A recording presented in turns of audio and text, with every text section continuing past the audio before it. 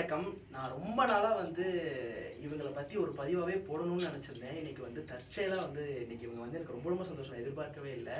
நம்ம கரூர்லயே பேர் புகழோட நீங்க நெறைய வாட்டி என்னோட பார்த்திருப்பீங்க. நம்ம அன்னை காவடி கிளம்பும்போது நம்ம முன்ன இருந்து நம்ம வழி அனுப்பிச்சு வைக்கிறது என்னுடைய தொன்று தொட்டு இது ஒரு கைங்கரியமாவே நான் பண்றேன். இது நான் அண்ணனுக்குங்கிறத காட்டிலும் நான் கும்பிடக்கூடிய சாட்சாத் அந்த தென்பழனியில உட்கார்ந்திருக்கக்கூடிய தண்டபாணி தெய்வத்துக்கு நான் செய்யறதா தான் நான் நினைக்கிறேன் நானு.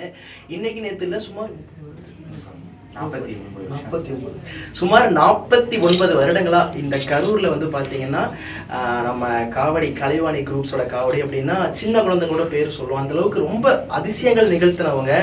பாம்பை அறிந்து பானைக்குள் போட்டு அதை கொண்டுட்டு போய் காவடி சர்ப்ப காவடி எடுத்து அந்த அறிஞ்சு போன பாம்பு உயிரோட துள்ளி குதிச்சு ஓடுனதும், பேசாத குழந்தைய பேச வச்சது அரவக்குறிச்சி இல்லையா? அரவக்குறிச்சியில இன்னமும் இருக்காங்க அந்த பையன். நான் கண்ணால பார்த்திருக்கேன். வாய் பேச முடியாத ஒரு ஊமை பையன் இவங்க காவடி எடுத்து ஆடி அருள்வாக்கு சொல்லி எனக்கு சொல்லும் போதே பாருங்க மேல் சிலுத்திருச்சு. அந்த வாய் பேச முடியாத பையன் பேசி நான் பேசின அதிசயத்தை கண்ணால பார்த்த சாட்சி நான் இருக்கேன். அதுக்கப்புறம் எத்தனையோ அதிசயங்கள் நிகழ்த்தியிருக்காங்க. தீராத நோயை தீர்த்து வச்சது. எத்தனையோ பேருக்கு ரொம்ப வருட காலம் குழந்தை வரம் இல்லாதவங்க குழந்தை வரம் கிடைச்சது. நான் எந்த இடத்துல இருந்தாலும் அண்ணனோட காவடி கிளம்பும் போது நான் ரொம்ப வழக்கம். பல பேர் புகழுக்கும் அதிசயங்களுக்கும் சொந்தக்காரங்க. இன்னைக்கு நம்ம இந்த இடத்துக்கு வந்திருக்காங்கன்னா ரொம்ப ரொம்ப நான் புண்ணியம் பண்ணியிருக்குன்னு தான் சொல்லணும்.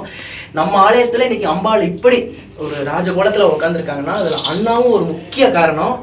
நம்ம இந்த அம்பாள் செய்யும் போது அம்பாளோட கீழே பீடம் எப்படி செய்யணும் எங்களுக்கு தெரியல.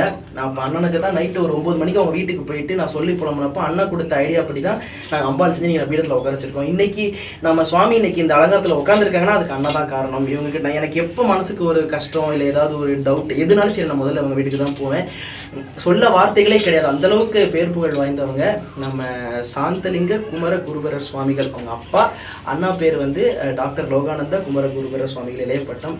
இன்னைக்கு கரூர்ல கலைவாணி குரூப்ஸோடைய கிட்டத்தட்ட 50 வருடம் நெருங்க போகுது. காவடி எடுத்து வராங்க அப்படின்னா அதுல நானும் ஒரு பங்கா இருக்கேங்கிறது எனக்கு ரொம்ப ரொம்ப மகிழ்ச்சி. உங்களுடைய ஆசீர்வாதம் என்னென்னைக்கு எனக்கு இருக்கணும். நான் ரொம்ப நாளாவே இவங்களை கேமரால நான் வீடியோ பிடிக்கணும்னு நினைச்சிட்டு இருந்தேன். அது இன்னைக்கு தெய்வாகரட்சமா அமைஞ்சிருச்சு. ரொம்ப ரொம்ப சந்தோஷம். இவங்க இன்னைக்கு இந்த மண்ணை மிதிச்சிருக்கிறது அண்ணாவுடைய ஆசீர்வாதம் என்னென்னைக்கு எனக்கு இருக்கணும். நான் கடவுளுடைய சன்னிதானத்தில் இருக்கணும்.